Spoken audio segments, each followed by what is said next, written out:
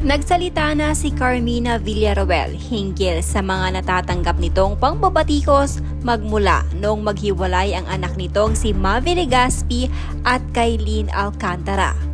Base sa naging interview kay Carmina ng iba't ibang entertainment website, sinabi nitong hindi niya daw alam kung bakit pinapalabas na pakialamera siyang ina, mata pobre, gayong wala naman daw itong katotohanan.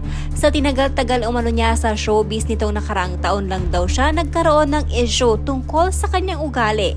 Dagdag pa nito kung masama umano siyang tao, masamang ina, sana noon pa daw may mga naglalabasan ng negatibong balita tungkol sa kanya. Ngunit wala naman umano.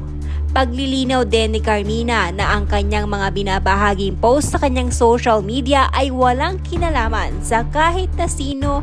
Minsan daw talaga ay may nadaan lang sa mga quotes sa kanyang social media na gusto niya lang ibahagi without pointing to anyone. Ang ginawang pagtatanggol din ng kanyang mga anak sa kanya ay anya. Normal lamang ito para sa isang pamilya. Nakakalungkot lang daw na ang ginagawa ng kanyang mga anak kay Carmina ay binibigyan ng negatibong komento. It's just so sad na people parang may misconception sa amin. Katulad nga nung sinabi ko, ang tagal ko na sa industriya, yung mga kasabayan ko na artista, press, or yung mga fans ko ever since, you guys would know, nung nagsisimula pa lang ako. Ang point ko lang ganito, kung masama akong tao, kung sinasabi nilang matapobre ako or pakialamera ako, dapat noon pa na chismis na yan, na masama akong tao. But if you look back, sa mga chismis wala kang makikitang ganon. I'm not saying I'm perfect. Nobody's perfect. Pero wala kang maririnig sa akin na diva ako, na matapobre ako. Ngayon na lang or nung last year lang. I don't wanna say it. I don't wanna talk about it. But parang lumalabas na meron gusto talagang manira sa akin at sa pamilya ko. Kasi 'di ba, sino naman ang gagawa? All of a sudden, bigla na lang may issue. It's just so sad na ang social media ngayon may nabasa lang, may napanood lang, papaniwalaan nila kaagad without really identifying or without really researching or knowing the truth or nung pinagsimulan ng video. Yung video dati sa podcast namin na ginawa namin during pandemic, so pag titingnan mo yung timeline, ang layo. Kung ano mang sinabi ko noon, I wasn't pertaining to anyone.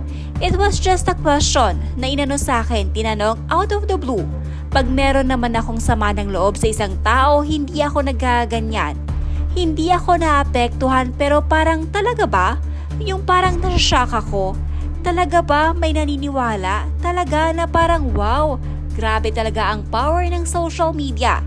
Parang ngayon talaga papaniwalaan nila yung gusto mong paniwalaan. Again, kung basher sila, whatever I say, kahit i-defend ko sarili ko, they would not listen to me. Ayaw nilang maniwala sa akin, and wala na akong magagawa doon. You know, I'm not here to please anyone. Sa mga nakakakilala sa akin, they know me, and they will speak for me. Ngayon, kayo ang makakapagsabi, parang hindi naman siya ganyan, kasi pag ganyan yan, dapat noon pa lang ganito yan, ganyan na siya. Truth will always prevail. Alalahanin nyo yan. It may take years, it may take months, weeks, but truth will always prevail. Yung kung sino ka talaga, kung ano yung pagkatao mo, lalabas at lalabas yan. And like I said, yung mga taong nakakakilala sa'yo will speak for you. I don't have to defend myself because like, kung basher ka, kahit mag-explain ako sa'yo, sarado na yung tenga mo, sarado na yung pag-iisip mo. It's just so sad kasi ganun lang tingin nila sa akin. Dun sa mga nagsasabing pakialamera na naman siya, no, I'm just being a mother. Wala akong problema sa mga anak ko. Before, pinag-uusapan namin yung issue pero now hindi na. Basta yun lagi kong sinasabi sa kanila. Basta tayo as a family, nagkakaintindihan tayo, alam natin kung ano yung totoo. Oo, masakit na kung ano-ano yung sinasabi sa akin. Matapobre daw ako.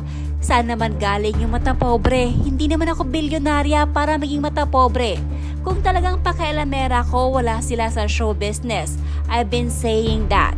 Hindi ako pakialamera. I've been being supportive. I'm just being a mother. Mapagmahal akong ina. I care for them. I worry about them. Mahal ko sila, gagawin ko ang lahat para sa kanila. Kung para sa inyo pangingialam yon, okay din, sige. Pakialamerang nanay ako. But that is my definition of pagiging pakialamera. I have no regrets because my kids are happy because that's their choice. Desisyon nila yon. Ang showbiz is a cruel world. But ang showbiz kasi sa akin, hindi naging cruel eh. In fact, I'm very happy kasi kung hindi ako maligaya, wala siguro ako dito hanggang ngayon. Lagi ko nga sinasabi sa kambal na in every problem or kung anuman trials ang importante doon yung mga lesson learned. Ang dami namin natutunan along the way. Doon namin nakita na mas lalong tumibay yung pamilya namin. Samantala, sa mga naglalabasan naman na issue ngayon ni Kylene Alcantara, katulad na lamang ng pag-unfollow ng mga aktres na sina Bea Alonzo at Sara Labati ay may mga komento ang mga netizens na tila sinasabing mukhang tama nga umano si Carmina Villaruel sa naging desisyon nito para sa kanyang anak na si Mavi, kung pinakialaman man nito ang relasyon ng dalawa. Ewan ko ha, pero some reason, Kylene looks like a pick-me girl and a mean girl to me. Tipong kahit anong gawin niyang ngiti sa camera, di ako makonvince na mabait siya. Saka parang kahit ano pang talent ang i-showcase niya, I can't seem like her, basta something's off, can't pinpoint. Napansin ko to noong sila pa ni Mavi, parang pasosyal na TH, mag-English na ma-attitude, monster-in-law man si Carmina, but Kylene is no saint either. Pareho silang masama ugali, may rumors na sinasaktan niya physically si Mavi before. Ang arte-arte nga niya magsalita sa interviews, trying hard magpakaalta. Wala naman masama kung sanayin niya sarili niya na mag-English kung i-interview siya. Pero off talaga dahil sa kaartehan. Good girl. Ang pag-market kay Kylene, especially nung nag-start pa lang siya sumikat sa GMA. Tapos may pa-anthology pa ng buhay niya na nanggaling sila sa walang-wala. Pero since the beginning, may ick talaga ako sa kanya dahil lagi siyang maarte sa interviews.